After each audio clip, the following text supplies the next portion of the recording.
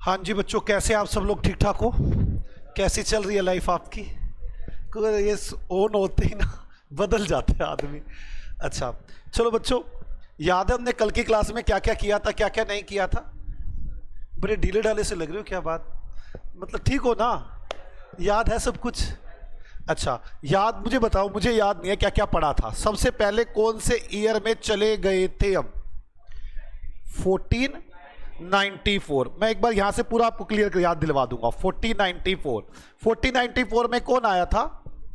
लुको पैसिलियो। मतलब आया तो था, लेकिन मतलब इस दिन अकाउंट की बुक दी थी उसने। लुको पैसिलियो आया था। उसके बाद क्या हुआ था? हम टाइमिंग मशीन पर बैठे हुए थे, बड़ी स्पीड से भागे हम आगे। बीच में बहुत सारे आदमी आए, चेंज करते रहे कि ये ठीक कर लो, लेकिन रूल वूल किसी ने नहीं बनाए। इसके बाद हम कहां पहुंच गए थे? 1929। US market stock exchange crash कर गई थी। इनको क्या समझ में आई कि हमें एक गैप बनाने चाहिए कि अगर हमारे साथ बिजनेस करना है तो ये सब फॉलो करने पड़ेंगे। तो इन्होंने 1992 और 1993, यही था? गलत। 1932 और 33 में यूएस गैप बना दिए और कहा हमारे साथ बिजनेस करना है तो ये फॉलो करने पड़ेंगे। इसके बाद हमारे यहां पर इंग्लैंड चल रहा था और हमारे यहां पर महात्मा गांधी ने 1927 में क्या बनवा दिया? फिक्की महात्मा गांधी ने बनवाया था ना? उसने तो सिर्फ राय दी थी, बाकी किसने बनवाया था? हमें सोचने की जरूरत नहीं है, बस हमें पता होना चाहिए कि ये बिजनेसमैन की वॉइस को उठाता है। जैसे मैं अभी आपको एग्जांपल दूं तो एक सूर्य बल्ब कंपनी है।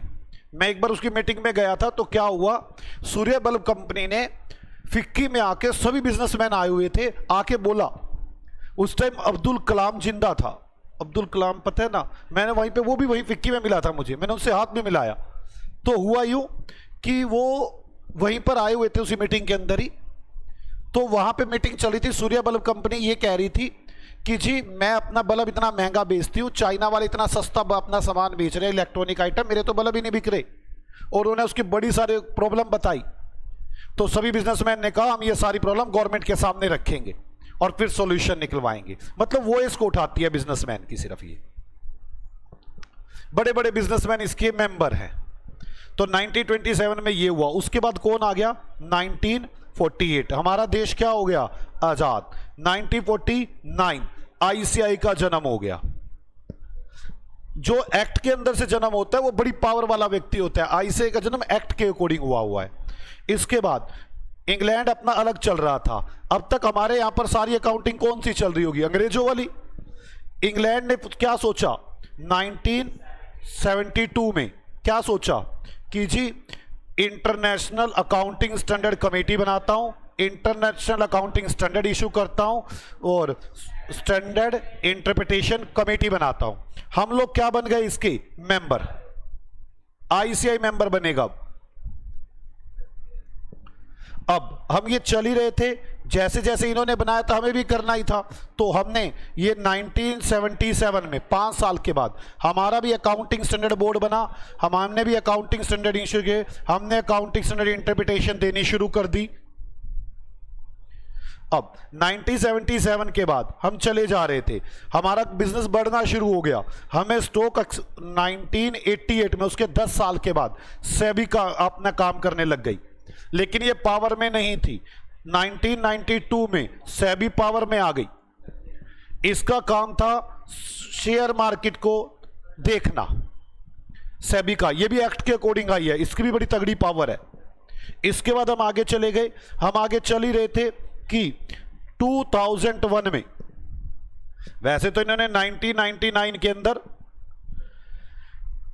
इंटरनेशनल अकाउंटिंग स्टैंडर्ड बोर्ड बना दिया और इसमें हम भी मेंबर बन गए। 2000 तक इसके बीच में ही हम मेंबर बने थे, मुझे एग्जैक्ट डेट का नहीं पता उसकी। हम भी मेंबर बन गए। मेंबर बनने के बाद 2001 में इन्होंने इंटरनेशनल अकाउंटिंग स्टैंडर्ड बोर्ड बनाया और इंटरनेशनल स्टैंडर्ड अकाउंटेंट कमेटी खत्म हो गई और नए आईएफआरएस इशू शुरू कर दिए और इंटरनेशनल अकाउंटिंग स्टैंडर्ड को ऐसे ही अपना लिया। हमने सोचा हम भी अपने अकाउंट्स को, अकाउंटिंग स्टैंडर्ड को ठीक कर लेंगे इनके अकॉर्डिंग। 2006 के अंदर हमने एएस में बड़े सारे चेंज लाए, तो हम इसे बोलने लग गए एएस रूल 2006। बहुत ट्राई किया कि हम ऐसा कर पाएंगे, लेकिन हो नहीं पाया। आखिरकार 2015 में हमें नए एएस रूल बनाने पड़े, जिसने हमने बोला इंड एएस रूल 2015। और हमारी पुरानी अकाउंटिंग चलती ही आ रही थी, वो आज भी चलती जा रही है, और आज नई अकाउंटिंग भी चलती आ रही है। 2018 के आसपास, मतलब 2018 में नफरा का जन्म हुआ कि सीए सही ढंग से काम नहीं कर रहे। नफरा भी एक्ट के अकॉर्डिंग आया, और इसके पास भी पूरी तगड़ी पावर है। ये कंपनीज एक्ट सेक्शन 132 में लिखा हुआ है कि नफरा बनेगा, ठीक है। अब नफरा सीए के काम को चेक कर रहा था। इधर से हम चलते जा रहे थे। जब 2018 में नफरा बना, हमें लगा हमारी पुरानी अकाउंटिंग को भी चेंज करना चाहिए। हम नई के चक्कर में पुरानी ना खराब कर बैठे। हमने 2020 में एएस रूल बनाए। अब हमारी अकाउंटिंग दो तरह से हो रही है। एक हो रही है एएस रूल 2020, एक हो रही है as rule end AS rule 2015। मुझे आपको बताना है कि हम कौन सी कंपनी, कौन व्यक्ति इन रूलों के अकॉर्डिंग अकाउंट बनाएगा, कौन व्यक्ति इन रूलों के अकाउंट बनाएगा। अगर मैं आपसे बात करूं तो 90 तो नहीं, 85% लोग नए रूलों पर जा चुके हैं। मैं आपको पुराने रूल ही सिखाऊंगा वैसे यहां पर, लेकिन मैं आपको बताऊंगा कि नए रूलों पे कौन कौन जा चुके हैं, कैसे कैसे हो गया है। अब ये सारी बातें शुरू हो गई थी। अब हमारे इंडिया में आईसीआई को सारे अकाउंटिंग स्टैंडर्ड बनाने थे, और यह accounting standard end AS rule 2000 सब इसने बनाने हैं। अब इसने बनाने हैं, तो इसको बनाने में क्या क्या प्रॉब्लम आ रही है, हमने ये डिस्कस की थी। तो मैंने कहा था ये अकाउंटिंग स्टैंडर्ड बोर्ड जो है, ये पहले तो देखता है किस एरिया में रिक्वायरमेंट है अकाउंटिंग स्टैंडर्ड की, और फिर उसका स्टडी ग्रुप बना देता है। स्टडी ग्रुप एक ड्राफ्ट तैयार करता है, सर्च करके एक ड्राफ्ट तैयार करता है। उस ड्राफ्ट को वो एएसबी के पास भेज देता है। एएसबी को लगे कि इसमें कुछ चेंज करने हैं तो चेंज करता है, और उसके बाद प्रपोज ड्राफ्ट बना देता है, और इस प्रपोज ड्राफ्ट को सभी को भेजता है। किस किस को भेजता था? फिक्की को भेजता था, काउंसलिंग मेंबर्स को, सेबी को, सेंट्रल गवर्नमेंट को, सीएंडएजी को, इन सब को भेज देता है। ये सारे अपने कमेंट करते हैं। इनके कमेंट देखने के बाद एएसबी एक उस कमेंट को ध्यान में रखते एक फाइनल ड्राफ्ट बनाता है, और फाइनल ड्राफ्ट को इशू कर देता है पब्लिक के अंदर। अब पब्लिक के अंदर इशू करता है तो पब्लिक कमेंट करती है। फिर पब्लिक के कमेंट को देखते हुए उन कमेंट को इनकॉर्पोरेट करता है फाइनल ड्राफ्ट में, और फिर लेके जाता है इसे काउंसिल मेंबर्स के पास।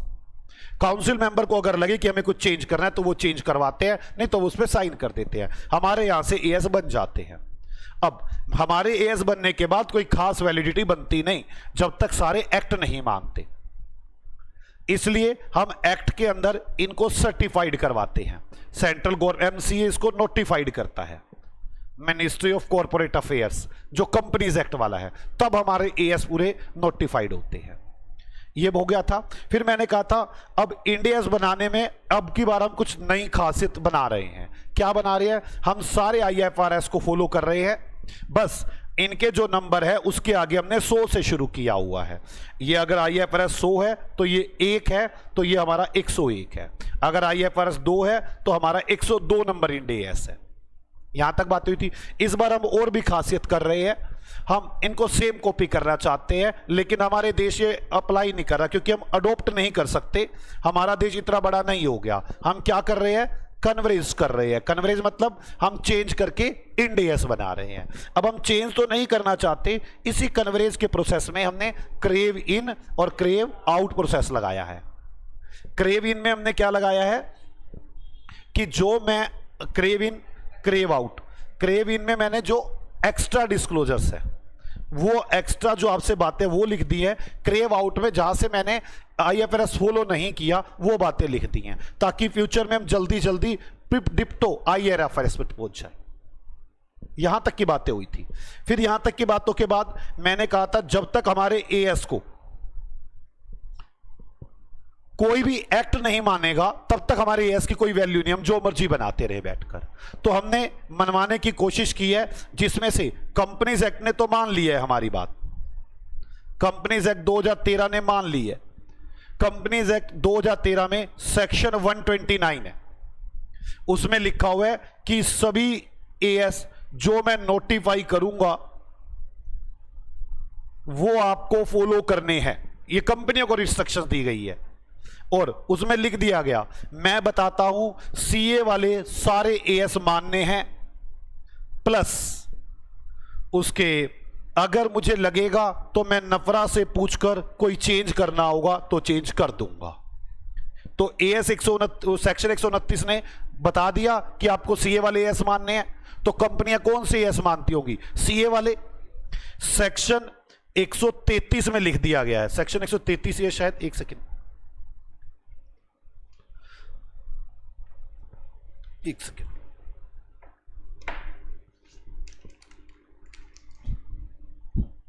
सेक्शन 133 में तो नोटिफाइड की है, सॉरी 133 सेक्शन में लिखा हुआ है कि आपको सारे एएस मानने हैं जो कि उन्होंने दिए, मैं नफरा से अगर कोई चेंज होगा तो पूछ के बता दूंगा। और सेक्शन 129 में लिखा हुआ है सभी कंपनियां अपने अकाउंट बनाएंगी सेक्शन 133 के अकॉर्डिंग। सेक्शन 143 में लिखा हुआ है सभी सीए अकाउंट्स चेक करेंगे कि इन्होंने 133 के सारे सेक्शन फॉलो किए हैं कि नहीं किए। इससे हमें पावर मिल गई। 133 में, कंपनीज एक्ट 133 में क्या लिखा हुआ है? सभी एएस को मानेंगे जो मैं बताऊंगा, और वो एएस सीए वाले एएस है, लेकिन अगर हमें कोई चेंज करना होगा तो हम, वैसे सच बताऊं, चेंज करते नहीं है। कारण क्या? हम नफरा से पहले ही पूछ लेते हैं, नफरा तुझे कोई दिक्कत है? नफरा कहती है मुझे लगता है ये चेंज करना पड़ेगा, हम चेंज ही कर देते हैं। फिर नफरा चेंज क्या करवाएगा जब तेरे कहना पहले ही मान लिया हमने। मेरी बात समझ में आई? तो उस सेक्शन 133 में यही लिखा हुआ है कि हम एएस नोटिफाइड करते हैं, और वो एएस नोटिफाइड करते हैं जो सीए ने बनाए हैं, प्लस नफरा के अकॉर्डिंग अगर कोई चेंज है तो। एक बात हो गई। दूसरी बात, सेक्शन 129 में क्या लिखा हुआ है? सभी कंपनियां अपने अकाउंट्स बनाएंगी और सेक्शन 133 के रूल फॉलो करते हुए। फिर 143 में क्या लिखा हुआ है? सभी सीए इनको फॉलो करेंगे। अब ऐसे ही सेबी ने भी नोटिफाई कर दिया है, तो सेबी के भी सारे एएस हमारी एएस मान लेती है सेबी भी। और इनकम टैक्स एक्ट ने नोटिफाई नहीं किए हैं, इनकम टैक्स वाले हमारे एएस नहीं मानते हैं। इनकम टैक्स वालों ने अपने इनकम कंप्यूटेशन डिस्क्लोजर स्टैंडर्ड्स बनाए हैं जो कि 10 है। अगर कोई कह दे आईसीडीएस तो समझ लो आईसीडीएस भी मार्केट में है। कितने हैं? 10। मैंने आपको यह बात लिखवाई नहीं थी, मैं पहले आज आपको यह बात लिखवा दूं कि हमें ऐसे नोटिफाई करवाने हैं। फिर मैं आज चलूंगा कि किस पर कौन से रूल लगने चाहिए और कैसे कैसे बातें होनी चाहिए। फिर मैं ये बताऊंगा किसको अकाउंटिंग इसके अकॉर्डिंग बनानी है, किसको इसके अकॉर्डिंग बनानी है। लेकिन पहले मैं आज ये बताऊंगा किस किसने हमारे एएस को नोटिफाई कर दिया है। तो लिखना शुरू करें थ्योरी में।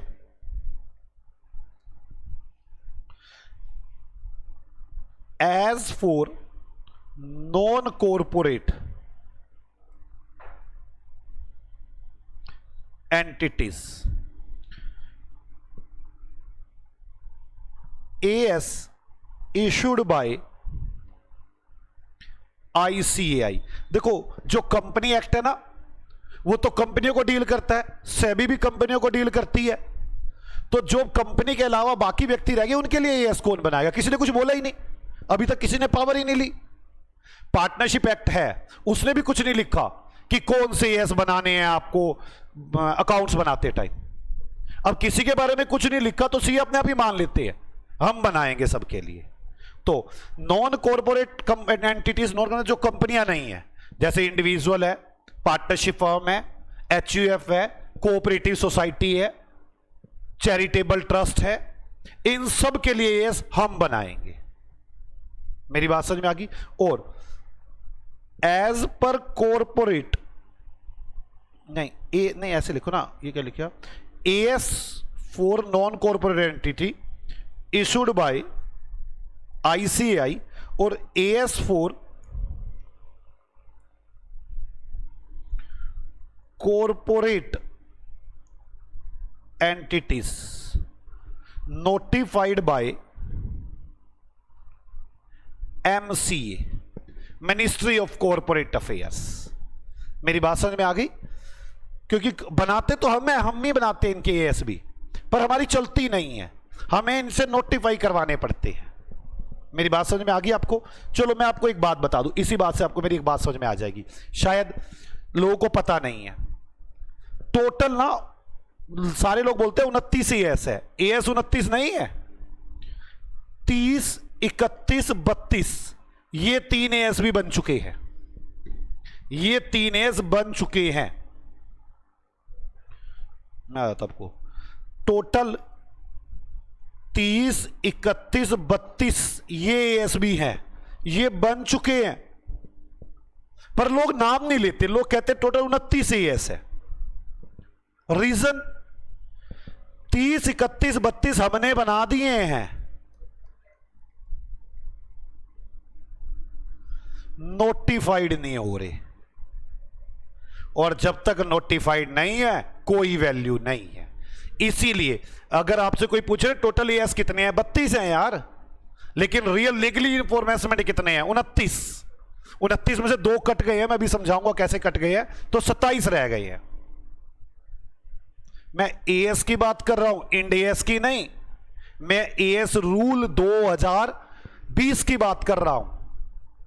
मैं कह रहा हूं टोटल कितने हैं, 32 वैसे, लेकिन आपसे कोई पूछेगा तो आप 29 ही बोलेंगे। किसी पूछो सर 30, 31, 32 का नाम क्यों नहीं लेते, वो बताते नहीं, बस नहीं लेते। वो भाई नहीं लेते क्योंकि नोटिफाई नहीं हो रही, हमारी पावर में नहीं। ऐसे तुम कुछ भी बना के रख देंगे, अप्लाई थोड़ी ना हो जाएंगे जब तक एमसीए नोटिफाई नहीं करेगा।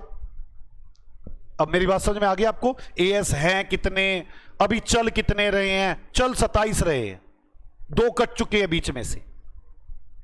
उसके कटने के रीजन भी बताऊंगा मैं भी आपको। कितने टोटल एएस है, 29। 3 और भी हैं, वो नाम क्यों नहीं लेते, नोटिफाई नहीं हो रहे वो।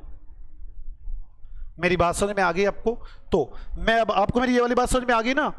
अब इससे ये भी क्लियर हो गया होगा आपको कि जी वो एएस जो है वो नोटिफाई होने बड़े जरूरी हैं, नोटिफाई नहीं होते तो हमारी वैल्यू ही नहीं बनती। अब आगे लिखना शुरू करो। एज पर कंपनीज एक्ट, मैं आपको बता रहा हूं कंपनीज एक्ट में कहां का क्या क्या लिखा हुआ है। कंपनीज एक्ट, ये एज और एएस में कंफ्यूजन तो नहीं हो जाएगी?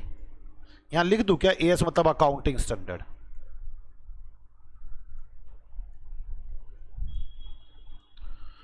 Accounting standard.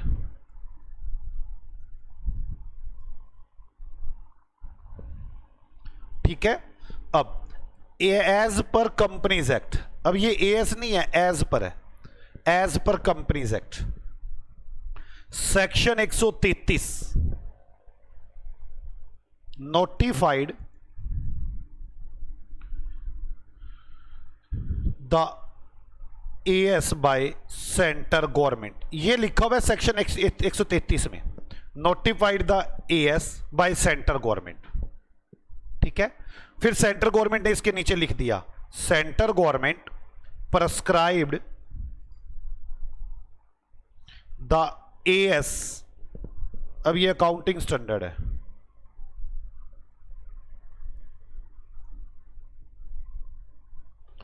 Central government prescribe the accounting standards और एनी एडेंडम, एडेंडम मतलब जोड़ना या घटाना, देयर इन,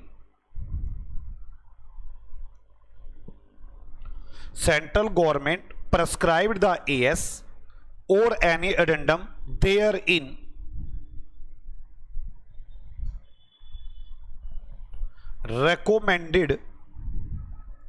recommendation with नफरा। सेंट्रल गवर्नमेंट एएस प्रेस्क्राइब करेगी, उसमें ऐड और लेस करेगी जो भी नफरा ने बताया है। ये ज्यादा याद रखने की जरूरत नहीं, बस आपको पता होना चाहिए कि हाँ ऐसा होता है। एज ए चार्टर्ड अकाउंटेंट आपको ये सब बातें पता होनी चाहिए कि जी ऐसे ऐसे कहानी चलती आ रही है। अब इसके बाद तो आप आगे जो कहानियां बनेगी आपको खुद पढ़नी है। मैं आपको यहां तक आज तक करंट पे लाके छोड़ रहा हूं, अब तो चेंज आते ही रहेंगे, तो इसके बाद आपको पढ़ने की ताकत तो आनी चाहिए ना। क्या होगा, all companies follow AS accounting standard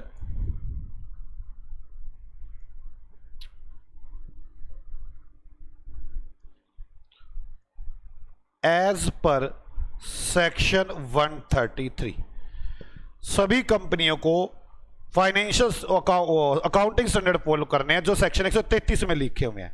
section 143 CA audit करेगा whether company follow accounting standard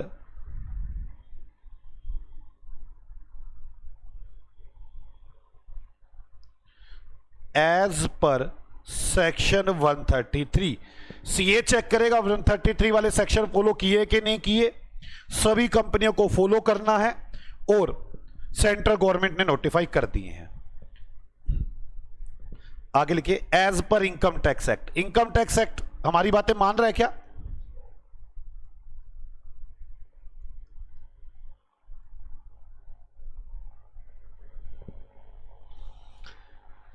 income tax हमारी बातें मान ही नहीं रहा। Income tax not notified as issued by ICAI. Income tax not notified as issued by ICAI. ये हमारे as को notify ही नहीं कर रहा।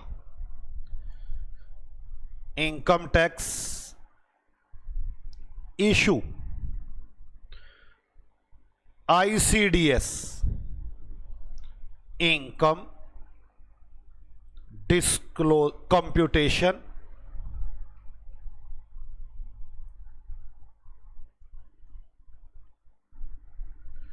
Disclosures standard.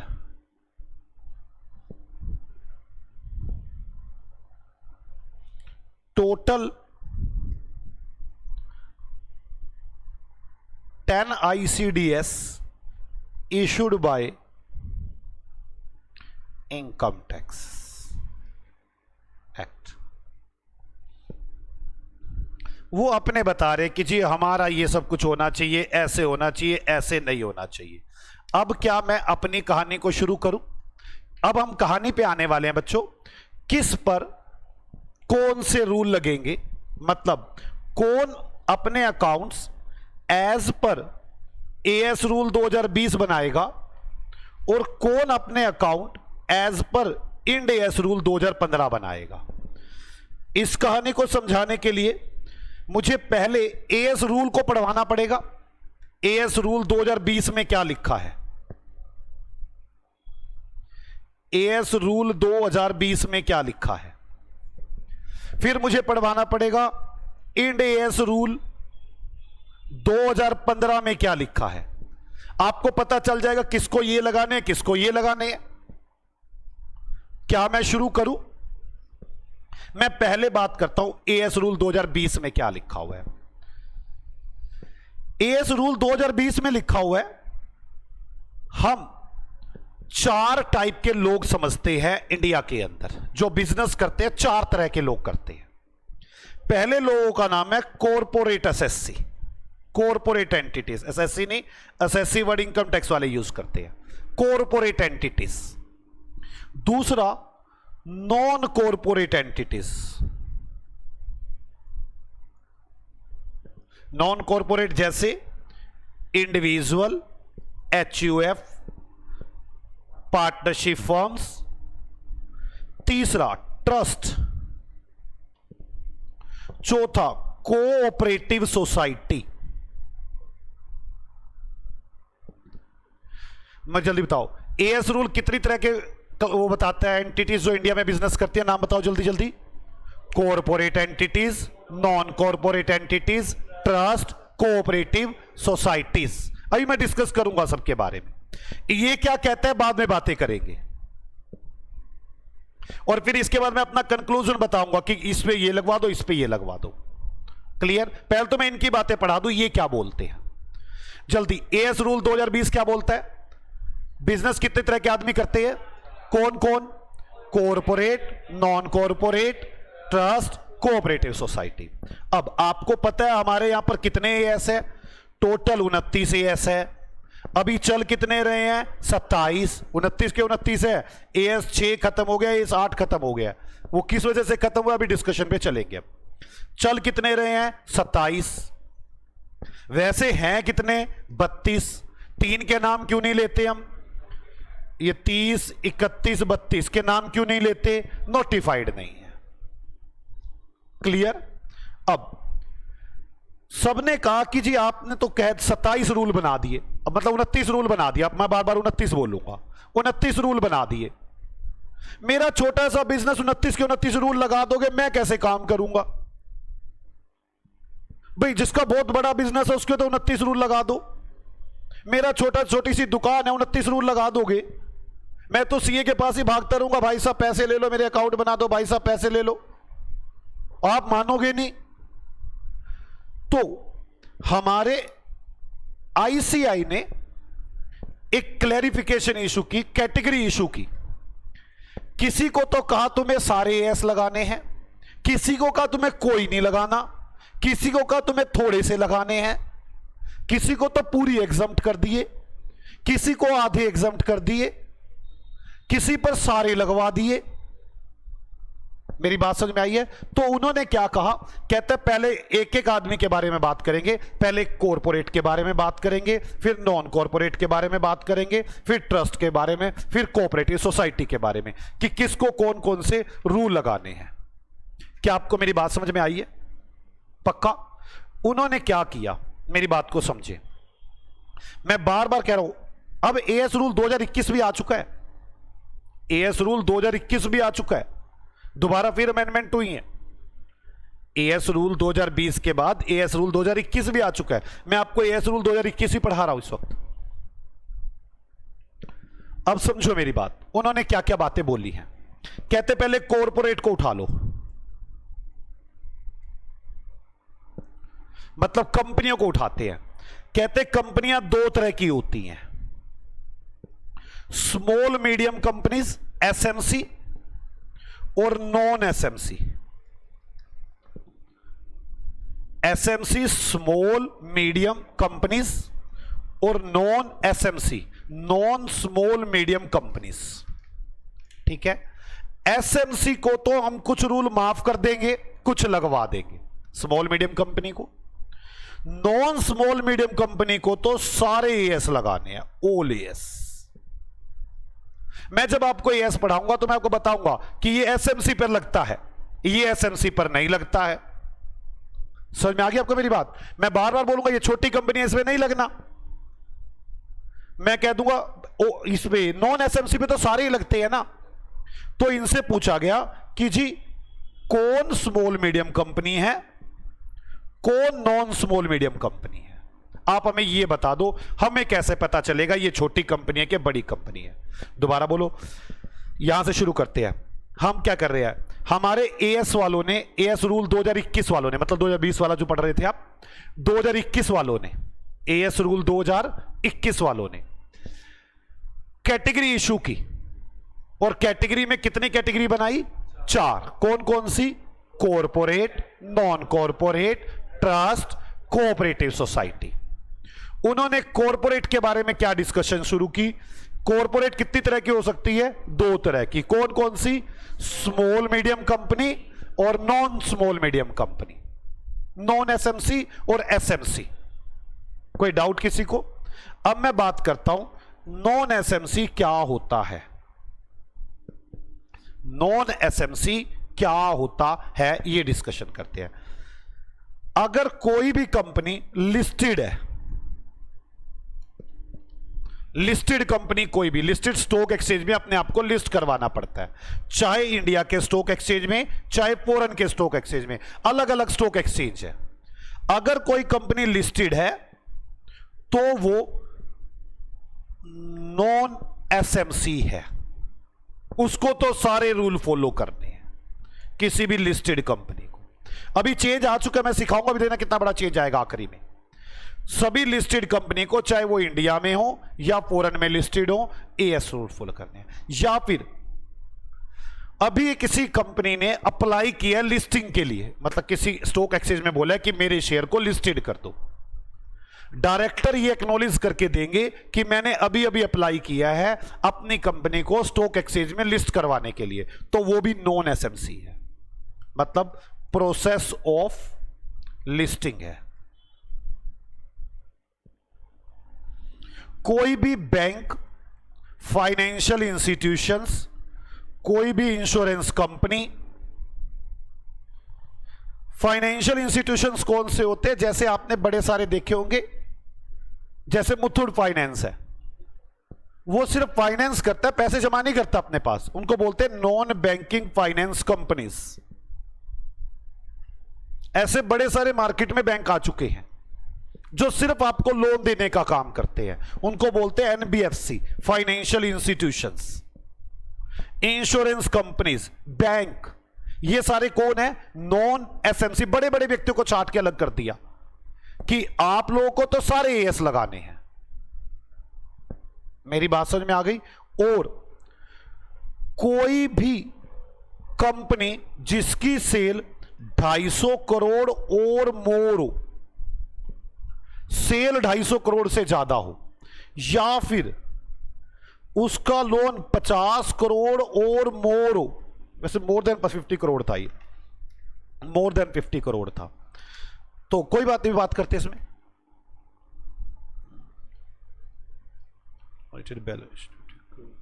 200 करोड़ से ज्यादा है, 250 करोड़ नहीं, 250 करोड़ से ज्यादा, ये 50 करोड़ से ज्यादा। आप मुझे बताएं नॉन एसएमसी कौन कौन हो गया? लिस्टेड कंपनियां, लिस्टिंग के प्रोसेस में वाली कंपनियां, बोलते रहो साथ साथ, लिस्टेड कंपनियां, लिस्टिंग के प्रोसेस वाली कंपनियां, नॉन बैंकिंग फाइनेंशियल इंस्टीट्यूशन मतलब financial institutions, banks, insurance companies जिसकी सेल 250 करोड़ से ज्यादा इस साल में as per audited balance sheet, as per previous year audited balance sheet, और जिसका लोन साल में किसी भी दिन 50 करोड़ रुपए को क्रॉस कर गया है, ये सारे के सारे नॉन एसएमसी होंगे। हां, एक कंपनी है उसकी सेल 250 करोड़ से ज्यादा है, वो क्या होगी? Non SMC. नीरज लिमिटेड है तो इसकी सेल 250 करोड़ से ज्यादा है, तो ये नॉन एसएमसी होगी।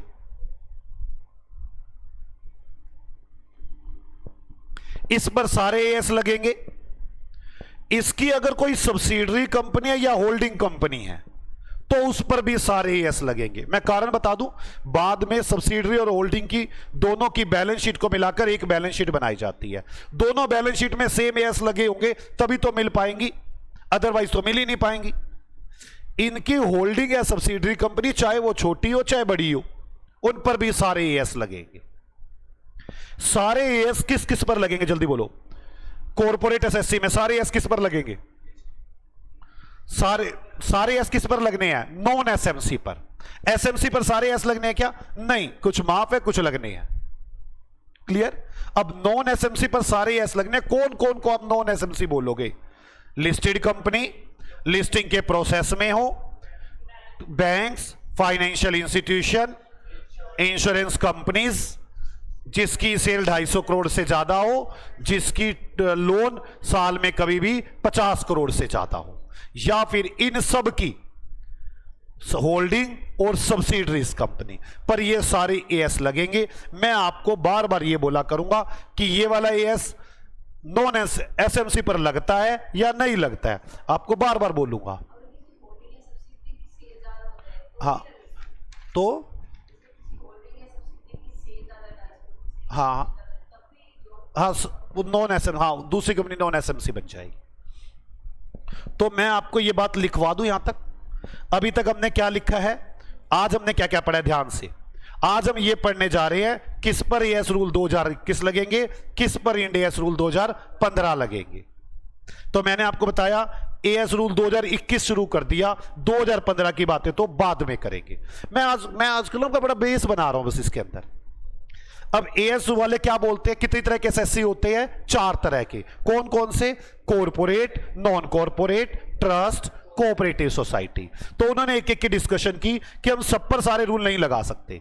तो उन्होंने पहली डिस्कशन की कॉर्पोरेट के बारे में। कॉर्पोरेट के बारे में इंडिया ने भी बहुत डिस्कशन करनी है, बात करेंगे उसकी, बस कॉर्पोरेट ही मुश्किल है। इन्होंने कहा कॉर्पोरेट को दो पार्ट में डिवाइड कर लो। कौन कौन से? एसएमसी और नॉन एसएमसी। नॉन एसएमसी पर कितने एस लगेंगे? सारे। और एसएमसी को कुछ एस माफ हो जाएंगे, कुछ लगेंगे। अब एसएमसी नॉन एसएमसी कहते किसे है? कोई भी लिस्टेड कंपनी हो, लिस्टिंग के प्रोसेस में हो, बैंक हो, फाइनेंशियल इंस्टीट्यूशन हो, इंश्योरेंस कंपनी हो, सेल 250 करोड़ से ज्यादा हो रही हो, लोन 50 करोड़ से ज्यादा हो रहा हो, या इन सब की होल्डिंग और सब्सिडरी कंपनी। बच्चों ये सारी बातें समझने में ना थोड़ा टाइम लगता है, सिर में दर्द भी होता है, नींद भी आती है, लेकिन थोड़ी सी एक बार मैं जब प्रैक्टिकल पोर्शन पे आऊंगा फिर ओके हो जाएगा। लेकिन आजकल हमें अपना थ्योरेटिकल पोर्शन भी स्ट्रॉन्ग करना है। आ जाओ, अब अकाउंट करने का तरीका चेंज होता जा रहा है, रूल बड़े ज्यादा फॉलो होने लग गए हैं। लिखना शुरू करो। 2 types of rules in India. India में कितनी तरह के रूल लग रहे हैं? 2 तरह के। कौन कौन से? First, as rule 2021। Second, end AS rule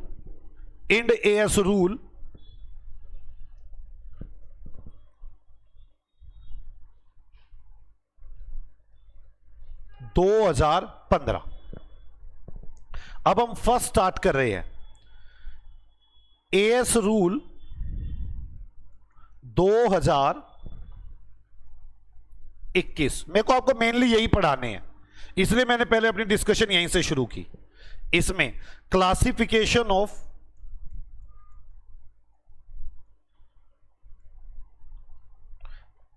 entities in India.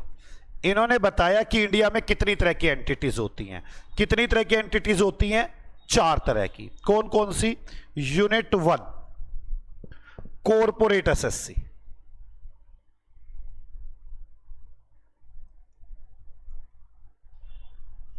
Entities. बार बार हमारे मुंह से कॉर्पोरेट एसएससी वर्ड पता है क्यों निकलता है? क्योंकि कंपनी एक्ट, वो इनकम टैक्स में हमारा ज्यादा ध्यान रहता है। नॉन कॉर्पोरेट एंटिटीज,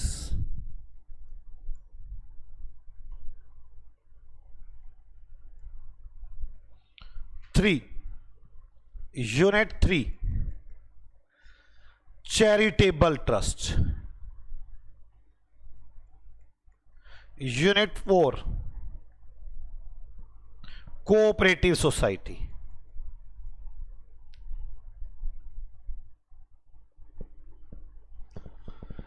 अब यूनिट 1 कॉर्पोरेट एंटिटीज। यूनिट 1 हम यूनिट 1 स्टार्ट कर रहे हैं। Corporate entities. आपको मेरी बात समझ में आ गई ना? हम कंपनियों की बात करने जा रहे हैं। अब आपको बेटे ये लाइफ भर याद रखनी है बातें। आप ये बातें करेंगे, आपको मैं कह रहा हूं पीएचडी होल्डर आ जाए ना और आपके सामने बातें करनी शुरू करें, उसे भी नहीं पता होंगे ये सारी बातें। आपको आराम से ये बातें याद रखनी है। मैं आपको बड़ी डेप्थ से और बड़े आराम से, आपको मैं कह रहा हूं ना, आप कोई भी अकाउंटिंग करेंगे, किसी भी चैप्टर की, किसी भी बुक की, किसी भी सिलेबस की, सब कंप्लीट होगी। अकाउंटिंग का मतलब अकाउंटिंग। लिखिए, 2 टाइप्स ऑफ कॉर्पोरेट एंटिटीज। 2 तरह की कॉर्पोरेट एंटिटीज है। Number A, SMC. बोलते हो फेमस नाम है SMC, small and medium size companies है। वैसे ऐसे बोलते हैं, non small and medium size. B, non SMC,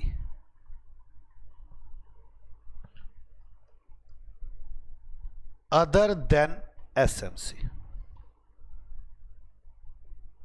अब हम इनको 2 पार्ट में डिवाइड क्यों किया है? क्योंकि हम चाहते हैं एसएमसी पर कुछ एस माफ कर दे और नॉन एसएमसी पर कुछ सारे एस लगा दे। तो लिखे नोट, नो एग्जम्पशंस, मतलब कोई माफी नहीं है, और रिलैक्सेशन, कोई भी एग्जम्पशन का मतलब पूरा माफ करना, रिलैक्सेशन का मतलब थोड़ा ढीला कर देना, मतलब जैसे एक एस के 4 पॉइंट है, एक लगा दिया, रिलैक्स कर दिया। ना तो कोई एग्जम्पशन है और ना ही कोई रिलैक्सेशन है, नो एग्जम्पशन और relaxation regarding applicability of AS to non SMC। Non SMC को किसी AS से कोई भी ना तो एग्जम्पशन है ना ही रिलैक्सेशन है, इन्हें ना कोई एग्जम्पशन ना कोई रिलैक्सेशन। आगे चलते हैं।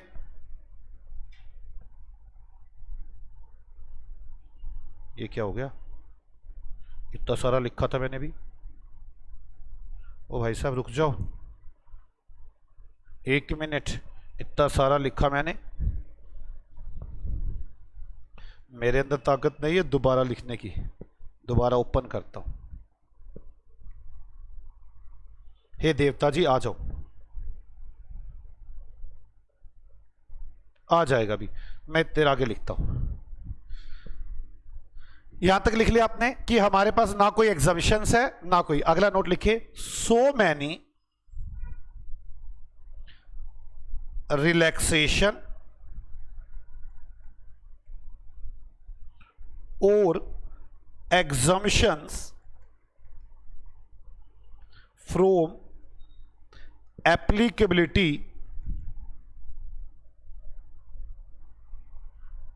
Of AS to SMC।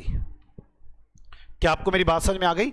SMC को तो मैंने बड़ी सारी बातें कह रखी जी, कोई बात नहीं, पर नॉन SMC को नहीं बोल रखी हमने। आ जाएगा कि नहीं आ गया? अभी तक नहीं आया ये लिखा हुआ मेरा, भाई सब बड़ा मुश्किल लिखा था। चले अब आगे लिखे, meaning of non SMC। Non SMC का क्या मीनिंग है? तो लिखे, if any one of the following condition are satisfied, then corporate is non SMC। अगर एक भी शर्त पूरी कर दी तो कॉरपोरेट को नॉन SMC बोला जाएगा। If any one of the following condition are satisfied then corporate is non SMC। अब क्या क्या शर्तें हैं? शर्तें लिखते हैं। पहली शर्त, इट इज लिस्टेड और in process of listing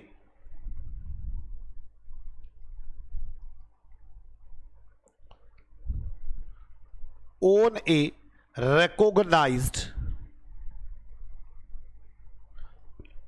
stock exchange। आप किसी भी स्टॉक एक्सचेंज में लिस्टेड हो, वेदर इन इंडिया और आउटसाइड इंडिया, चाहे इंडिया में या इंडिया के बाहर। दूसरी शर्त, समझ में आ रही है बच्चों आपको? It should be banking company, वो बैंकिंग कंपनी हो, इंश्योरेंस कंपनी,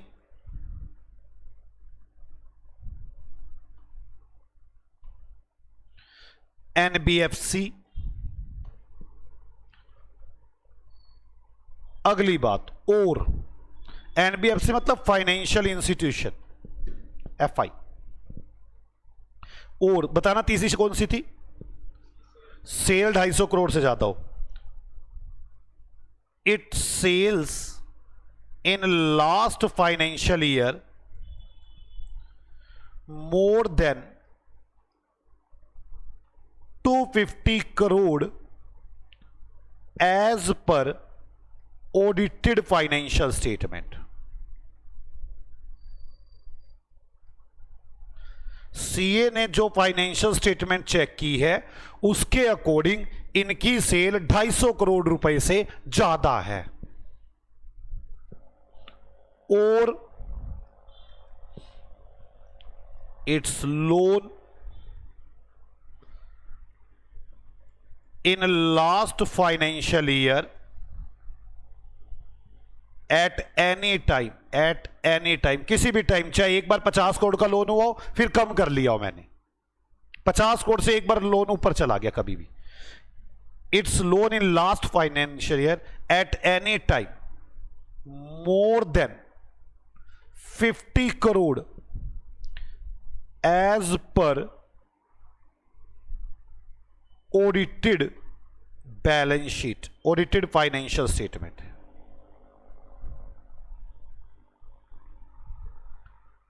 समझ में आ गई बच्चों आपको? और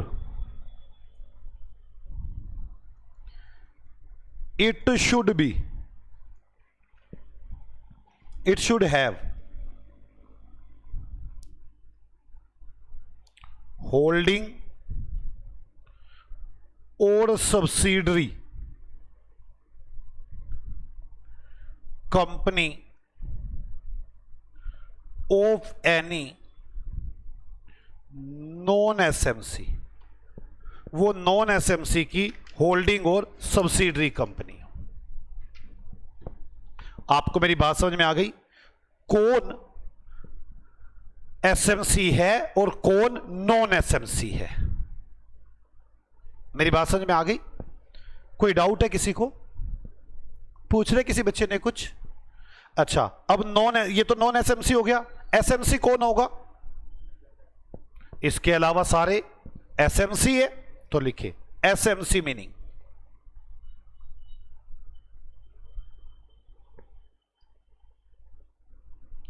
ए company which is note SMC is SMC, note is non SMC, non SMC is SMC. क्या आपको मेरी ये सारी बातें समझ में आ गई? यहां तक की कहानी पूरी समझ में आ गई आपको? अगर यहां तक की कोई कहानी में प्रॉब्लम है तो मुझसे बात कर सकते हो आप। मैं आपको यह बता रहा था कि हम कैसे कैसे अकाउंटिंग में पहुंचे थे। हम इंड एस रूल 2021 पर आ चुके हैं। इंड एस रूल 2021 पूरे 29 रूल्स है, मतलब 29 एस है, जिसमें से 27 चल रहे हैं। हमने कहा कि किस पर कौन से एस लगाने हैं, तो उन्होंने कहा पहले तो 4 तरह के एसएससी है। कॉर्पोरेट की बात शुरू कर दी। कहते कॉर्पोरेट में 2 तरह के, नॉन एसएमसी और एसएमसी।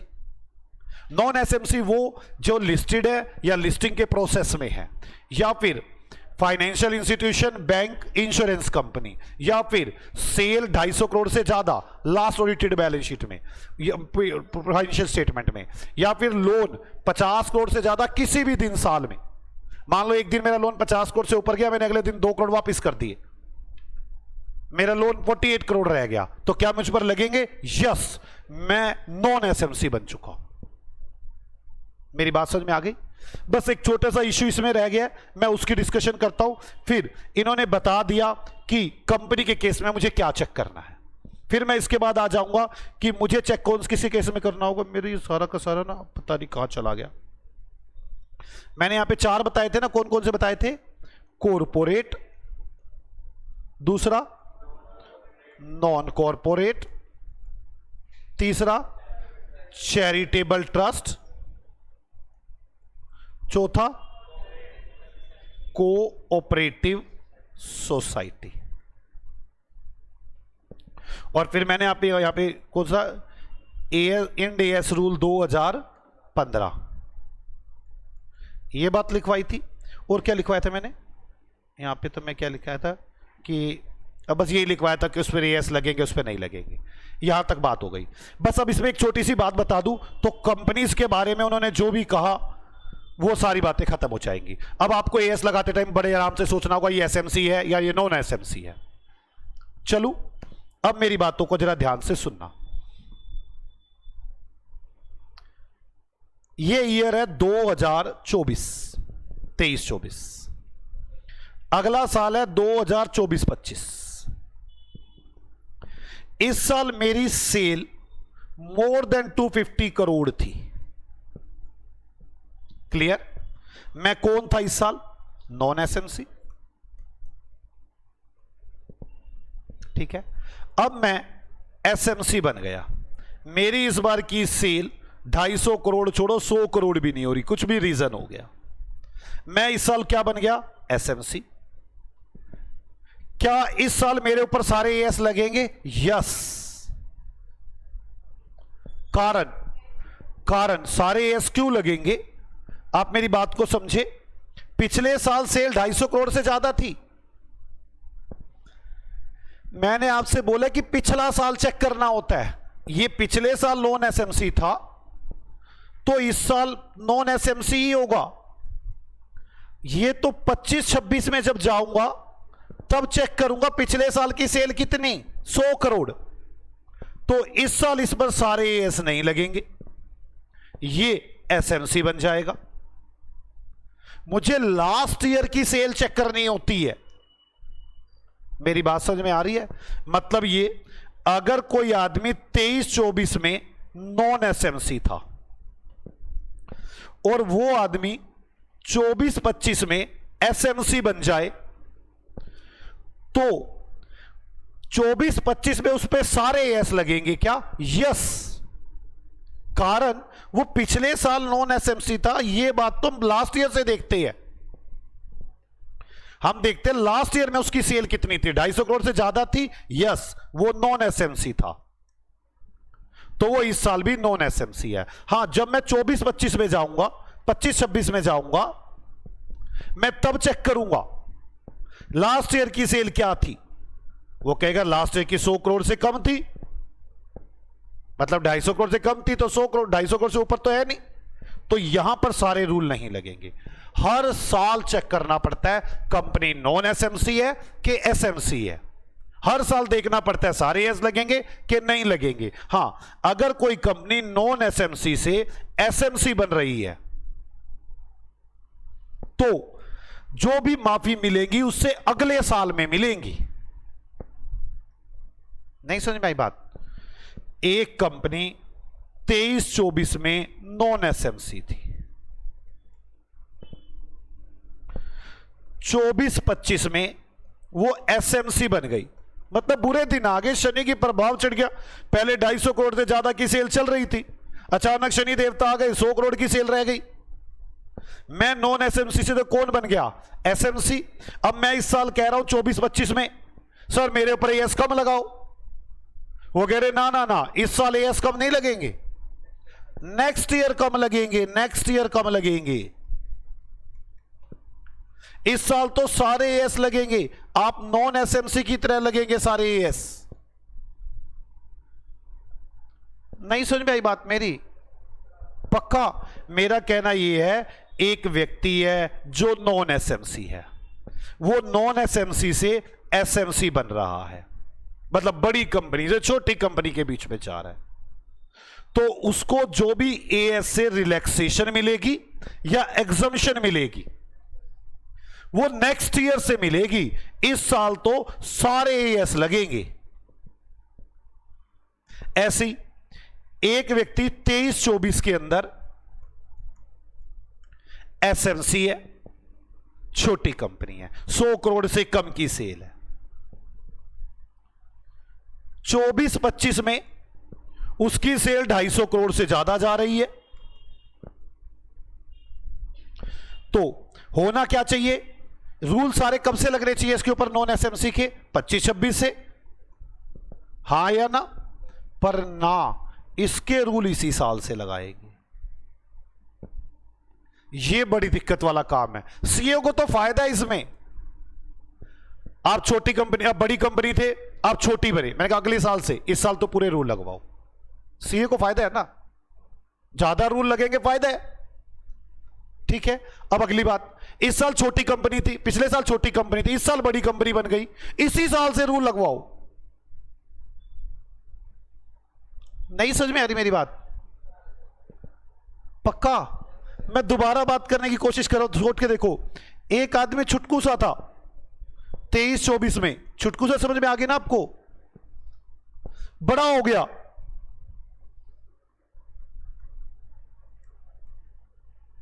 मैंने कहा इसी साल से ऑल एएस एप्लीकेबल। कह रहे मुझे तो माफिया थी, और आप तो पिछले साल की सेल देखते हो, पिछले साल तो मैं छोटा सा था। मैंने कहा ना ना ना, कोई माफिया नहीं, सब एएस लगेंगे। और वहीं तक देखो, एक आदमी बहुत बड़ा था, अगले साल छुटकू बन गया, कह रहा मुझे माफिया दो। मैंने कहा ना ना, अगले साल से माफिया देंगे, सारे एएस लगाएंगे आपके ऊपर। नहीं समझ में आई बात? जितने ज्यादा रूल लगेंगे हमारी कमाई तो उतनी बढ़ेगी। और वैसे लॉजिक है, एकदम बड़ा हो गया कोई बात नहीं, अगर एकदम छोटा हो गया तो बड़े रीजन ढूंढने पड़ेंगे क्या प्रॉब्लम्स आ रही हैं हमारे पास। क्या आपको मेरी बात समझ में आ गई? मैंने आपको यह सिखाया, अगर एसएमसी नॉन एसएमसी में बन जाए और नॉन एसएमसी एसएमसी में बन जाए, आज जो लिखते हैं इसको थ्योरी में, क्या होगा।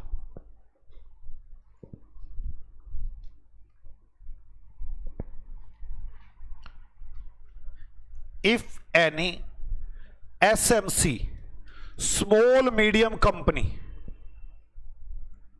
converted into non SMC, मतलब छोटी कंपनी कौन सी कंपनी में बन रही है? छोटी कंपनी बड़ी कंपनी बन रही है। रूल कब से लगाऊं? आज से लगाओ यार। छोटी कंपनी बड़ी बन रही है, आज से रूल लगवा दो सारे। तो लिखे ऑल एग्जम्पशन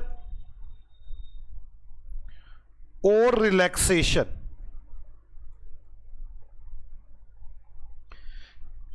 इन एप्लीकेबिलिटी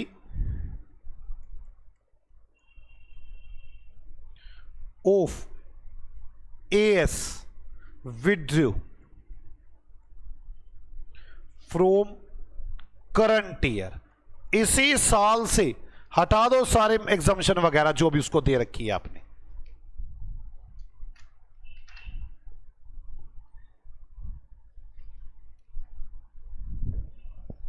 अब इफ एनी नॉन एसएमसी, छोटी कंपनी बड़ी कंपनी, कन्वर्टेड इनटू एसएमसी, वैसे फाइनेंशियल स्टेटमेंट बनानी होती है इसलिए प्रॉब्लम आती है। मैं आपको इसका रियल रीजन बताऊं बस। चलो पहले अब लिख लो, अगर नॉन एसएमसी एसएमसी में बनेगी तो कब से लगाओगे रूल? नेक्स्ट ईयर से। तो all rules applicable in next year, in current year, सारे रूल लगेंगे इस साल तो।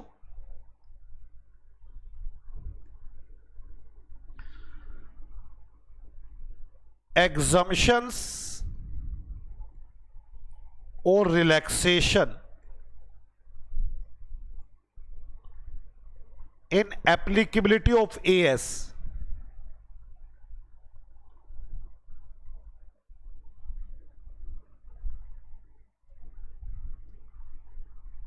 Start from next year.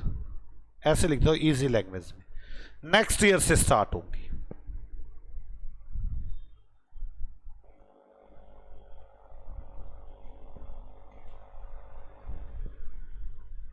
मेरी बात किस किस को समझ में आ चुकी कि यहां तक बातें ठीक है।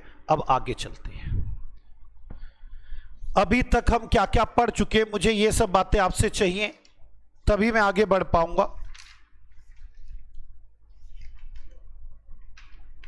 सुने ध्यान से, अभी तक हम क्या क्या बातें कर चुके। इंडिया में दो तरह की अकाउंटिंग चल रही हैं। कौन कौन सी अकाउंटिंग चल रही है जल्दी बोलो? एएस रूल 2021 और end AS rule 2015। As rule 2021 कितने एएस बनाए हैं इन्होंने? 29। कह रहे 29 एएस लगेंगे, लेकिन अभी तक चल कितने रहे हैं? 27। 30, 31, 32 का ये नाम ही नहीं लेते क्योंकि ये नोटिफाइड नहीं है। अब हमारी प्रॉब्लम ये थी एएस रूल 2021 तो लगाएंगे, लेकिन सारे रूल ऐसे लगा दे, छोटे बड़े लोग होते हैं। तो इन्होंने कहा कि एंटिटीज को 4 पार्ट्स में डिवाइड करो। पहली कौन सी? कॉरपोरेट, नॉन कॉरपोरेट, उसके बाद ट्रस्ट और कोऑपरेटिव सोसाइटी। इसके बाद सीए साहब इन्होंने क्या किया, कहते जी कॉरपोरेट की बात करते हैं। पहले कॉरपोरेट 2 तरह के होते हैं, नॉन एसएमसी और एसएमसी। नॉन एसएमसी को कोई माफी नहीं, थोड़ी बहुत माफियां एसएमसी को है। नॉन एसएमसी कौन? कोई भी listed company, process of listing, आगे banking company, insurance company, financial institution, sale 250 crore से ज्यादा और लोन 50 करोड़ से ज्यादा। उसके बाद इन्होंने क्या कहा, इनकी सबकी होल्डिंग एंड सब्सिडरी। इसके बाद कहा कोई नॉन एसएमसी अगर कभी एसएमसी बन जाए तो जो भी एसएमसी के रूल है वो नेक्स्ट ईयर से एप्लीकेबल होंगे। सारे नॉन एसएमसी वाले रूल ही लगेंगे इस साल भी। फिर कोई एसएमसी अगर नॉन एसएमसी बन जाए तो इसी साल से ही और सारे रूल लगाने शुरू कर देंगे। बड़ा आदमी बन रहा है, इसी साल से काम करो स्टार्ट। कोई डाउट है किसी को? अब हम बात करने वाले हैं नॉन कॉरपोरेट एंटिटीज के बारे में। क्लियर? अब बात फिर वही, किस किस पर सारे एस लगाने हैं, किस किस को थोड़ा सा माफ करना है, हमें सोचना होगा। इन्होंने कहा जो नॉन कॉरपोरेट होते हैं या तो वो इंडिविजुअल है या वो एचयूएफ है या फिर वो पार्टनरशिप फर्म है, उस पर कैसे रूल लगने हैं, कैसे रूल नहीं लग रहे, हम ये बताने जा रहे हैं। इन्होंने कहा ये 2 तरह के होते हैं, नंबर बड़े क्लाइंट और छोटे क्लाइंट। छोटे क्लाइंट भी कई तरह के होते हैं, लेवल 2, लेवल 3, लेवल 4 क्लाइंट्स। इन्होंने कैसे किया, कहते हैं हमारे पास 2 तरह के क्लाइंट हैं। बड़े क्लाइंट जो बहुत बड़े हैं, इन पे तो सारे एस लगाएंगे। फिर छोटे क्लाइंट में भी इन्होंने कई रास्ते बनाए, medium, small, macro entities, MSME, medium, small, micro entities. वो एमएससी था, वो जो भी मीडियम स्मॉल साइज कंपनीज, ये नहीं है। ये क्या है? इंडिविजुअल, एचयूएफ और पार्टनरशिप। या तो ये नॉन एसएमई है, नॉन एमएसएमई, या आप एमएसएमई हो। मेरी बात समझ में आई? मीडियम, स्मॉल, माइक्रो एंटिटीज या फिर नॉन एमएसएमई। नॉन एसएमएसएमई पर तो सारे रूल लगने हैं। इसमें इस पर थोड़े से कम, इस पर और थोड़े से कम, इस पे बिल्कुल कम लगाने हैं हमने। Medium, small, micro entities, MSME. याद हो गया? मतलब इंडिविजुअल, एचयूएफ, पार्टनरशिप फर्म, या तो वो एमएसएमई होंगे या वो एमएसएमई नहीं होंगे। हमें कौन पता चले कौन कौन सी कैटेगरी में आता है?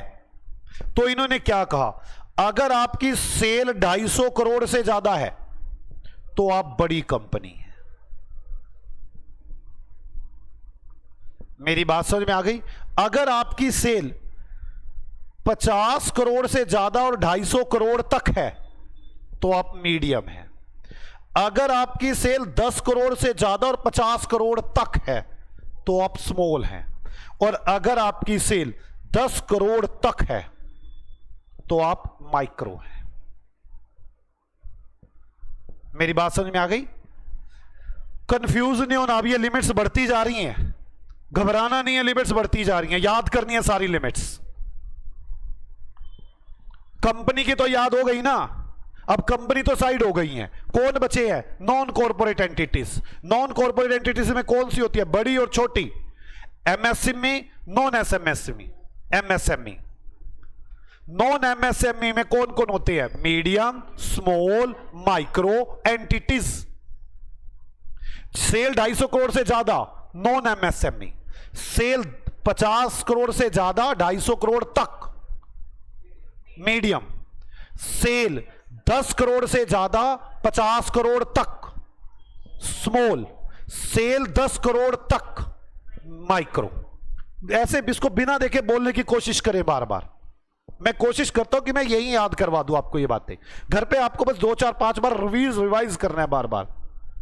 इसके बाद या फिर आप अपना लोन चेक करें। अगर आपका लोन 50 करोड़ से ज्यादा है, ये तो बिल्कुल वही वाला रूल आ गया जो कंपनी में लगा हुआ है। 50 करोड़ से ज्यादा है तो नॉन एमएसएमई। और अगर आपका लोन 10 करोड़ से ज्यादा और 50 करोड़ तक है, अगर आपका लोन 2 करोड़ से ज्यादा और 10 करोड़ तक है, और उसके अलावा अगर आपका लोन 2 करोड़ तक है, इनमें से कोई भी एक शर्त पूरी करनी है। इस पर तो सारे एएस लगने हैं, इस पर थोड़े से कम एएस लगने हैं, इस पर थोड़े से और कम, इस पर और थोड़े से कम। मैं बार बार एएस पढ़ाऊंगा, आपको बोलूंगा एमएसएमई माइक्रो पर ये एएस नहीं लगेंगे, एमएसएमई स्मॉल पर ये एस लगेंगे। नॉन एमएसएमई में तो मैं बोलूंगा ही कुछ नहीं, उसमें तो लगने ही लगने हैं सारे रूल। क्या आपको मेरी बात समझ में आ गई? तो बस खत्म हो गया कॉर्पोरेट एसएससी के बारे में भी। किस पर एएस लगने हैं, किस पे नहीं लगने, कितने लगने हैं, इसमें कौन कौन से लगने हैं, वो बाद में जब हम एएस में जाएंगे तब सीखेंगे। तो क्या इन बातों को लिखिए अब हम? आ जाओ लिखना शुरू करते हैं इन बातों को। बड़ा सारा थियोरेटिकल पोर्शन हो गया, लेकिन मैं क्या करूं, करवाना है, मैं आपको कोई ऐसा नहीं सकता। हाँ आएंगे टाइम, जब काम आएगा तब करेंगे प्रैक्टिकल पोर्शन पे, बट अभी तो हमें पूरा दिमाग लगाकर बातों को याद करना है। आओ, non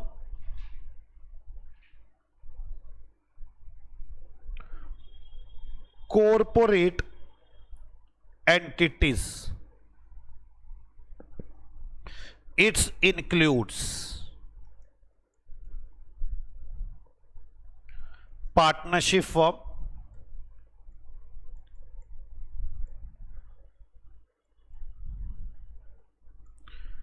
HUF, proprietor,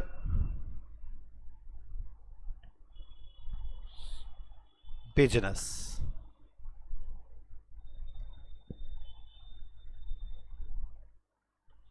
proprietor business तो 3 तरह के हो गए। और ये इसमें अंदर क्या क्या चीजें होंगी? Level 1, level 2, level 3। मतलब मैं जैसे बना रहा हूं, एक बार पहले बना लूं फिर आप लिखना, ठीक है?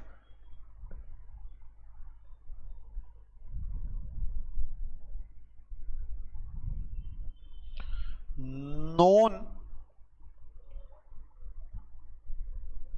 MSME समझ में आ गया? वैसे नॉन MSMI कोई वर्ड है ही नहीं, वर्ड है MSME।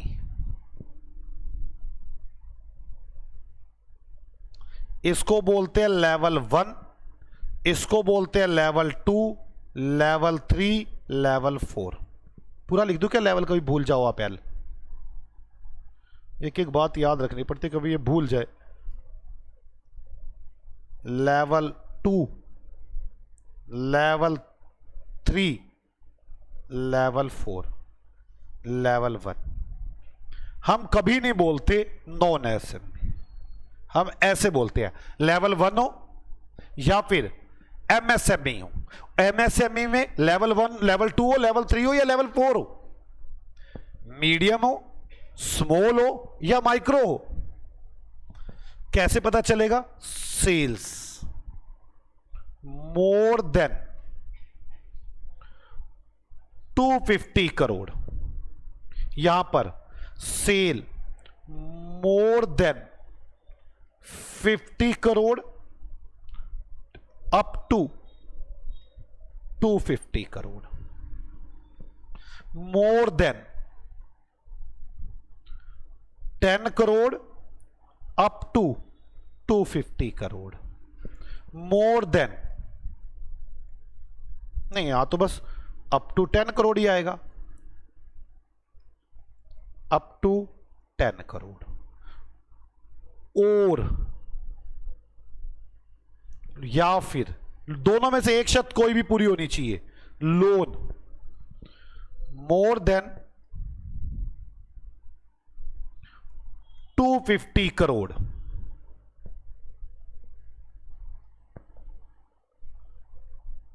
$250 कहां पहुंचा दिया, 50 लोन है कोई, ये वो थोड़ी ना, सेल थोड़ी ना, more than 50 crore, more than 10 crore up to 50 crore, more than 2 crore up to 10 crore, up to 2 crore. बस मैं ऐसे ही लिखवा देता हूं, so many exemption and relaxation from applicability of AS to MSME. MSME को तो है, नॉन एसएमई मतलब लेवल 1 वालों को नहीं है, तो लिखे so many exemptions and relaxation from AS rule 2021 to MSME.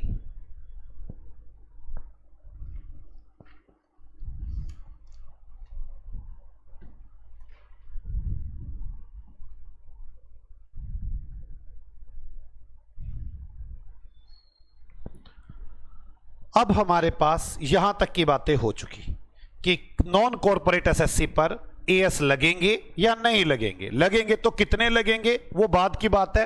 अभी उन्होंने क्या कहा, जल्दी बोलो। एएस रूल 2021 पढ़ रहे हैं हम, अभी भूल जाओ, एएस इंडिया एस रूल 2015 भी आए हुए हैं, बात करेंगे।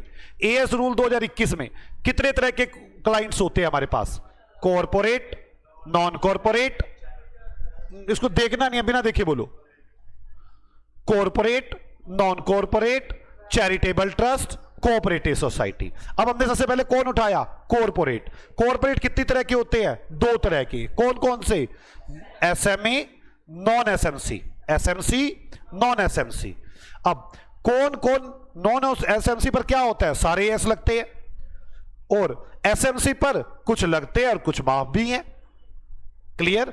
अब पता करना है कौन नॉन एसएमसी। नॉन एसएमसी कौन है, लिस्टेड कंपनीज, लिस्टिंग के प्रोसेस में हो, आगे बैंकिंग, इंश्योरेंस, फाइनेंशियल इंस्टीट्यूशंस, और बोलो सेल 250 करोड़ से ज्यादा है, लोन 50 करोड़ से ज्यादा है, इन सब की होल्डिंग और सब्सिडरी, ये 7 व्यक्ति है, इन पर सारे रूल लगने हैं।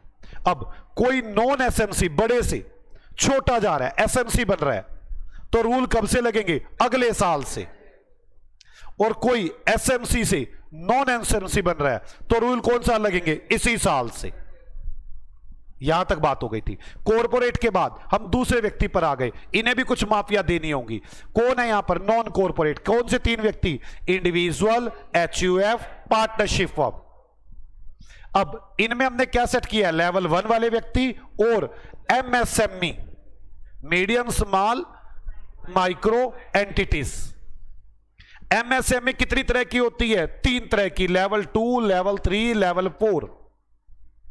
अब कौन कहां पर आता है, पहले सेल चेक करेंगे। सेल अगर 250 करोड़ से ज्यादा है तो लेवल 1, सेल 50 करोड़ से ज्यादा 250 करोड़ तक लेवल 2, सेल 10 करोड़ से ज्यादा 50 करोड़ तक लेवल 3, सेल 10 करोड़ तक लेवल 4।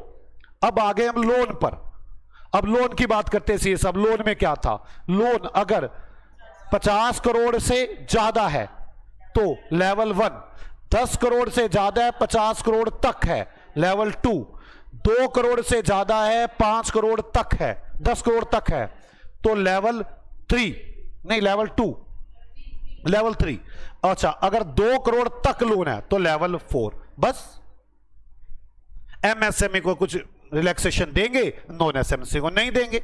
अब बात करते हैं सीए साहब हम लोग कोऑपरेटिव सोसाइटीज की। कहां पे बच्चे?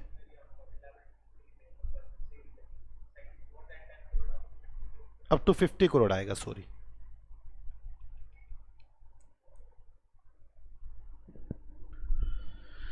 चलो बच्चों, मैं चैरिटेबल ट्रस्ट और कोऑपरेटिव सोसाइटी दोनों की यही बात इकट्ठे कर दूंगा। अभी दोनों की बात कर दूंगा, इसके बाद रूल 2021 की तो बातें खत्म हो जाएंगी, फिर हम रूल 2015 की बातें पढ़ेंगे, फिर हम अपना एंड रिजल्ट निकालेंगे किस पे क्या लगना है। आप मेरी बात समझो, इन्होंने और क्या लिखा हुआ है? इन्होंने लिखा हुआ है चैरिटेबल ट्रस्ट और कोऑपरेटिव सोसाइटी। मैं आपको दोनों के बारे में बताता हूं। पहले इनमें भी कुछ पर रूल लगने हैं, कुछ पे नहीं लगने। मैं पहले कोऑपरेटिव सोसाइटी बता दूं, ये 2 तरह की होती है। जैसे मैं आपको बताता हूं, अंसल देखी हुई आपने? पानीपत में अंसल है, नाम सुना हुआ आपने? हाँ, ऐसे ही बड़ी सारी सोसाइटीज हैं। वो लोग क्या करते हैं, सारे सोसाइटी वाले आदमी मिलते हैं। जैसे गोकुल धाम सोसाइटी है, वो तो देखा ही होगा आपने, गोकुल धाम सोसाइटी। सभी सोसाइटी वाले मिलते हैं, मिलने के बाद सभी सोसाइटी वाले सभी घरों से पैसे इकट्ठा करते हैं। जैसे उसमें आप गोकुल धाम सोसाइटी में याद करो तो वो भीड़े होता है, वो बार बार कहता रहता है मैं इसका मैनेजर। हाँ, वो सबसे पैसे लेता है और सोसाइटी के लिए खर्च करता है। सोसाइटी की साफ सफाई पर, सड़कें साफ रखने पर, पानी पर, उस पे खर्च करता है। इस कोऑपरेटिव सोसाइटी का कोई प्रॉफिट कमाना मोटिव नहीं है। ये कोऑपरेटिव सोसाइटी तो अपने मेंबर्स के लिए काम करती है। जैसे मैं बताया कि आपको कि अंसल चल रही है, पानीपत में अंसल है और बड़ी सारी हैं। आप बहुत ज्यादा सोसाइटीज है, और आपके तो छोड़ो सारी बात, गोकुल धाम सोसाइटी तो आपके समझ में है ही है। मेरे को आपको मेरी बात समझ में आ गई? जैसे मैं बताऊं, आपने उसमें देखा होगा वो बार बार भीड़े कहता रहता है मैं कोई चोर थोड़ी ना हूं, मैं कोई सोसाइटी के पैसे खा थोड़ी ना जाऊंगा, और सारे उसको बार बार बोलते रहते हैं सोसाइटी में ये दिक्कत है, ये दिक्कत है। तो आपको मेरी बात समझ में आ गई? अगर आपकी कोऑपरेटिव सोसाइटी इस टाइप की है जिसका पर्पस प्रॉफिट कमाना नहीं है बल्कि साफ सफाई ये सब काबू में लगाना है, तो आपके लिए कोई एस नहीं लगेगा। एक कोऑपरेटिव सोसाइटी और होती है, जैसे आपने सुने हो cooperative banks, Panipat cooperative bank, UP cooperative bank, अलग अलग शहरों में cooperative bank, Karnal cooperative bank, हर शहर में एक कोऑपरेटिव बैंक है। और तो और मैं आप कोऑपरेटिव बैंक छोड़ो और बात करूं तो मैं, आपने वो देखा डेयरी मिल्क, वो डेयरी मिल्क नहीं, वो अमूल वाले अब कैसे काम करते हैं, मैं आपको अमूल वालों के काम का तरीका बताता हूं। वैसे जो तरीका है उनका सारा, वो गांव के अंदर अपना कैंटर भेजते हैं दूध का। वैसे रियल में ऐसा नहीं होता, बाकी जो रियल प्रोसेस है वो बता रहा हूं मैं तो आपको। गांव में जो व्यक्ति भैंसे रखते हैं उनको अपनी सोसाइटी का मेंबर बना लेते हैं और बोलते तुम हमें ये दूध हमें दो, हम बड़े बड़े शहरों में इस दूध को बेचेंगे, इससे हमारी कमाई होगी और वो कमाई एज ए प्रॉफिट हम आप में डिस्ट्रीब्यूट करेंगे। रियल ऐसी ही है, वो रियल प्रोसेस ही है। अब वो करते नहीं है, सीधा ऐसी मेंबर के साइन करवा लेते हैं, मेंबर तो बना लेते हैं, प्रॉफिट बांटते नहीं है, बस दूध के पैसे देते हैं और दूध डलवा के ले आते हैं, बीच में लोग खाते रहते हैं पैसे। तो मैं तो वैसे बता रहा हूं रियल प्रोसेस ही है कि हम आप सबको मेंबर बनाएंगे, 800 लोग हमें दूध देंगे, हम दूध को बेचेंगे, प्रॉफिट कमाएंगे और प्रॉफिट हम सब डिस्ट्रीब्यूट करेंगे। यह भी एक कोऑपरेटिव सोसाइटी है। इसका मोटिव प्रॉफिट कमाना है और अपने मेंबर्स में डिस्ट्रीब्यूट करना है। अगर ऐसी कोऑपरेटिव सोसाइटी है तो सारे एएस लगेंगे। जैसे मैंने बताया पानीपत कोऑपरेटिव बैंक, ये कुछ मेंबर्स ने बनाया है, वो लोगों को ब्याज पे पैसा देते हैं, लोगों का पैसा डिपॉजिट करते हैं, पैसा कमाते हैं और अपने मेंबर्स में डिस्ट्रीब्यूट करते हैं। वो पैसा कमाने के लिए ही बैठे हैं। क्या आपको मेरी बात पूरी समझ में आ चुकी? तो किसी को इसमें डाउट हो तो बताए मुझे। तो बस कोऑपरेटिव सोसाइटी के बारे में और बातें है ही नहीं, यही बातें कोऑपरेटिव सोसाइटी के बारे में। कौन कौन सी बातें हैं? कोऑपरेटिव सोसाइटी, अगर वो कोऑपरेटिव सोसाइटी उसके लिए है, क्या कहते हैं, वेलफेयर के लिए बनी हुई है, तो एस नहीं लगेंगे। और अगर वो सोसाइटी प्रॉफिट मेकिंग पर्पस के लिए बनी हुई है तो एस लगेंगे। सेम चैरिटेबल ट्रस्ट है, अगर चैरिटेबल ट्रस्ट में कोई प्रॉफिट नहीं कमाया जाता, 1 रुपया भी नहीं लिया जाता, तो आप पर कोई एस नहीं लगेगा, 1 सिंगल रुपया नहीं लिया जाता। और अगर आपके वहां पर पैसे लिए जाते हैं, चाहे 1 पैसा लिया जाए, तो सारे एस लगेंगे। अगर आपके चैरिटेबल ट्रस्ट लोगों की भलाई में लगा हुआ है, फ्री में काम करता है, जैसे पानीपत में हॉस्पिटल है, ये नाम है इसका, सनोली रोड पे है, हैदराबादी हॉस्पिटल, वो चैरिटेबल ट्रस्ट है, बट वो क्या करते हैं, पर्ची काटते हैं, 150 रुपए की एक पर्ची काटते हैं। अब चाहे वो आपको दवाई 10,000 की दे दें, चाहे कुछ कर ले, मैं आपसे ये कह रहा हूं कि चैरिटेबल ट्रस्ट पर एएस लगेंगे। उस पर एक डॉक्टर है, फ्री में आके सारे इलाज करता है। जैसे मैंने अभी आपको देखा था, एक बाबा है, वो फ्री में दवाइयां देते हैं, उन्होंने अपनी संस्था बना रखी है, फ्री में लोगों का इलाज करते हैं, लेकिन 10 रुपए की पर्ची काटते हैं, उन पर एएस लगेगा, चाहे दवाई 100 रुपए की दे दी हो। अगर आपने 1 सिंगल रुपया भी ले लिया तो आप पर एएस लगेगा। तो आपको बात समझ में आ गई? चैरिटेबल ट्रस्ट फ्री में काम करता है लोगों की भलाई के। दोनों में फर्क समझो। कोऑपरेटिव सोसाइटी अपने मेंबर्स के लिए काम करती है, गोकुलधाम सोसाइटी अपने मेंबर्स के लिए काम करती है, उसकी साफ सफाई के लिए करती है, तो रहने तो एएस। लेकिन वो सारे लोग पैसा जोड़े, लोगों को ब्याज पे दे और वहां से पैसा कमाए, बैंक बना ले, तो लगेंगे एएस। अब प्रॉफिट मेकिंग के लिए काम कर रहे हैं, पैसे नहीं लेने 1 रुपया भी। अगर 1 सिंगल रुपया पैसा किसी भी काम से ले लिया तो लगेगा, चाहे 10 पैसे ले लियो। मेरी बात समझ में आ गई? तो आपको चैरिटेबल ट्रस्ट और कोऑपरेटिव सोसाइटी के बारे में बात समझ में आ गई। मैं ये दोनों बातें आपको लिखवाना चाहता हूं। इसके बाद मेरे पास चारों क्लाइंट खत्म हो गए। इन्होंने क्या कहा, बात खत्म हो गई, फिर हम अगली बात पे चलेंगे। आ जाओ मेरे साथ साथ, लिखना शुरू करें।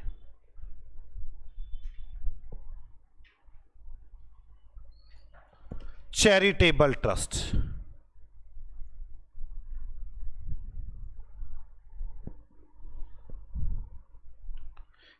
As rule 2021 note applicable on charitable trust because trust work for charity।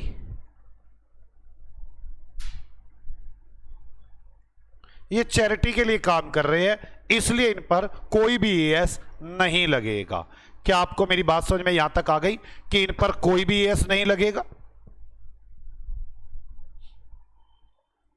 If trust charged some consideration, अगर ट्रस्ट कुछ कंसिडरेशन ले लेती है for their work,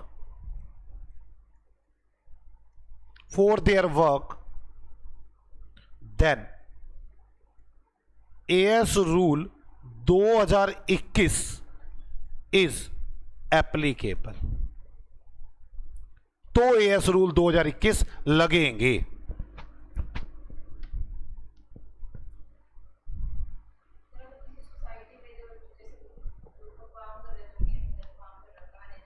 हाँ, नहीं फीस तो लेगा ही वो, आप मेरी बात नहीं समझे। गोकुल धाम सोसाइटी है, उसके अंदर सबसे पैसे लेते हैं, लेकर उसी के लिए खर्च कर देते हैं, तो ठीक है एएस नहीं लगेंगे। ये कोई पैसे कमाना, ना तो वो भीड़े पैसे कमाता ना और कोई पैसे कमाता, बस उसी की मेंटेनेंस में लगा देते हैं। हाँ हाँ हाँ, कोई लगेगा नहीं लगेगा, कारण है ऐसा हो सकता है भीड़े कहे मैं तो खाली नहीं हूं यार, किसी आदमी को रखना पड़ेगा, वही काम करेगा, वो तो तनख्वाह लेगा, तो सारी सोसाइटी में लेकर उसको तनख्वाह देती है, जैसे वॉचमैन्स बैठे होते हैं। अब वो तो सोसाइटी मेंटेनेंस के लिए काम चल रहा है ना, प्रॉफिट कमाना तो कोई नहीं चाहता। मेरी बात समझ में आ गई आपको बच्चों? आ जाओ आगे लिखते हैं। चैरिटेबल ट्रस्ट के बाद cooperative society.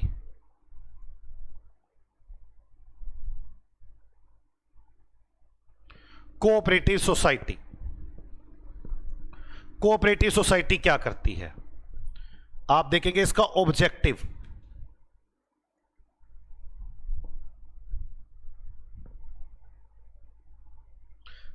Welfare of public, public के वेलफेयर के लिए है। वेलफेयर में समझ में आ गई ना आपको बात, मेंटेनेंस करनी है। Profit making for its member,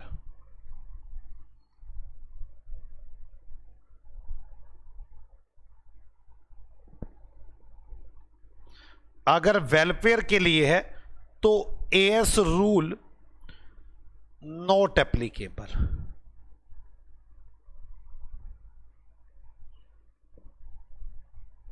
ठीक है, वेलफेयर के लिए है तो, और अगर इसके लिए है तो as rule 2021 is applicable. Example मैंने इसमें कौन से दिया आपको? अमूल, मैंने इसमें कहा कोऑपरेटिव बैंक,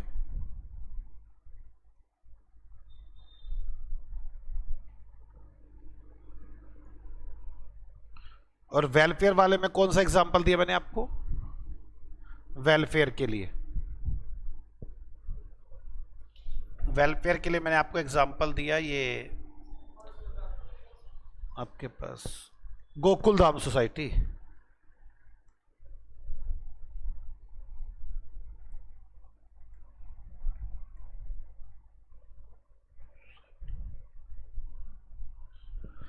क्या आपको मेरी बातें पूरी समझ में आ गई? पक्का? अब तक हम पढ़ चुके एएस रूल 2021 कहां कहां लगेंगे, कैसे कैसे लगेंगे, किस किस पर लगेंगे।